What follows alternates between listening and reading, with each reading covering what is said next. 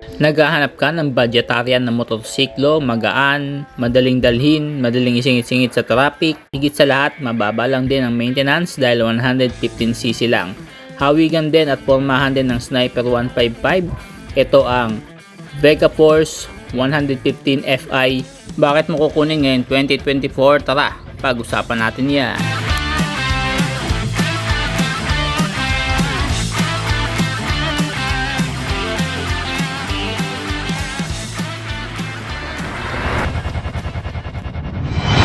Boss Motovlog. Nandito tayo ngayon sa Key Motors, Alabang Zapote Road, Talondos, Las Piñas City. At dito po nakita ko yung Yamaha na tindahan, katapat lang to ng Metro Mall kung iso-search nyo po sa Google. 3 shop na to kaya kumpleto na dito yung mga motor, pati yung service center, pati yung mga parts. Kumbaga kung bibili ka, nandito na lahat. At syempre, wag na natin patagalin, ang pinakapakay natin dito, ang nag-iisang Vega Force 2016 model, fuel injected na to mga bossing.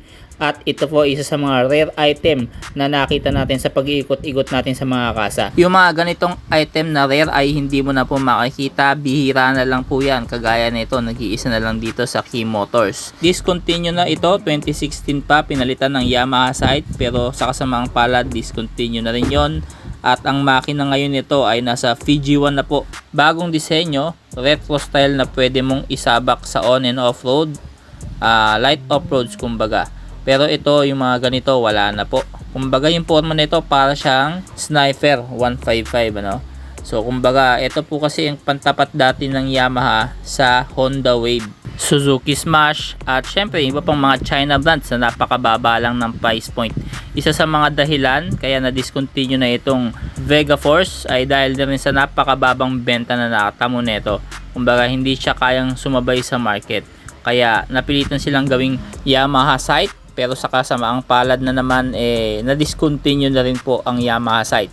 Ngayon po ang makina nito ay nasa VG1 na napakataas naman ng price point, halos 90,000, 96 kung di ako nagkakamali, kulang-kulang 100. Tingin ko mahihirapan na namang bumenta itong makina na to. Mukhang hirap na hirap sila sa market dito sa Pilipinas kasi mas pinipili nila yung Honda Wave at yung Smash ng Suzuki. Siyempre, idagdag mo pa yung napakadaming China brands dito sa Pilipinas na napakababa ng price point.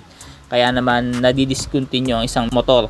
Pero sa kalidad ng makina, mga bossing, sinisigurado kung talagang napakatibay ng motor na ito. Fuel injected pa to kaya mas matipid po sa gasolina. May naunang labas dito na carburetor type din na Vega Force. Pero ito na yung pinaka-latest ng Vega Force bago ito ma-discontinue. 4 liters po ang tank capacity nito. Ang makina ay 115cc 4-stroke single cams at ito po ay kayang sumipa ng 8.5 horsepower at 9.5 newton meter of torque. Malakas po ang hatakan nito. Ang disenyo ng makina na to para ding sa XRM 110 na malakas po yung hatakan lalo na sa mga paahon. Pwede siya sa mga light off-roads pero syempre yung kaha nito alam nyo naman masela niya at mababa lang din po ang posisyon ng makina. Kaya light off-roads pwede po ito. Pagdating naman po sa pyesa, como ito ay discontinued na, wala ka nang makikita nito na pyesa sa mga kasa. Makakakita ka na lang nito sa mga groups o yung mga communities ng ganitong motor. Makakita ka kung saan sila nakakabili. No, yung mga dealer ng ganitong kagaya ng mga pairings. Pero sa pyesa naman ng makina nito, internal parts, syempre, parehas lang naman ng Yamaha PG1 kaya wala kang po problemahin. Pwede kang makakuha ng spare parts ng pyesa ng makina ng PG1. Semi-automatic to, hindi ka na magpipiga ng clutch, magbababa ka lang ng gearings. Nahati siya sa 4 na gearings kaya pwede sa babae, lalaki, bakla, tomboy. Pwede tong motor na to. Mababa lang din yung seat height, saktong-sakto sa mga Asian people. At syempre, upright positioning, kahit mapamahaba yung biyahe mo, hindi ka basta-basta mangangalay. May high and low beam sa taas ng ilaw nyo, sa baba naman ang makikita mo left and right signal light saka yung daytime running light nya. Lahat po ng ilaw dito, kahit sa likod, bumbilya po yan. At syempre 2016 model, hindi pa uso yung mga digital, analog type pa lang po ang panel nun. At sa mga buttons, napaka basic lang, high and low beam busina, left and right signal light dito sa kaliwa, at sa kanan naman po wala kang makikita dyan kundi ang yung ignition switch.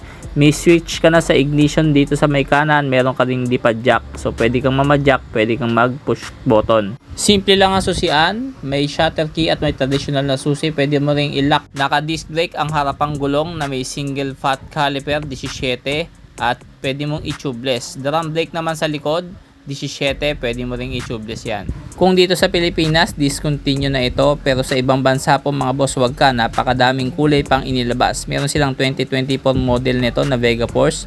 Ganito pa rin po yung forma, kulay na lang po ang pinapilitan. Kaya wag kayong mag-alala, kung bibili ka ngayon na itong distinct na motor na ito, makakakuha ka pa rin ng pyesa. At nagtuloy-tuloy pa rin po ang production nito sa ibang bansa. Dito lang talaga sa atin, sa Pilipinas.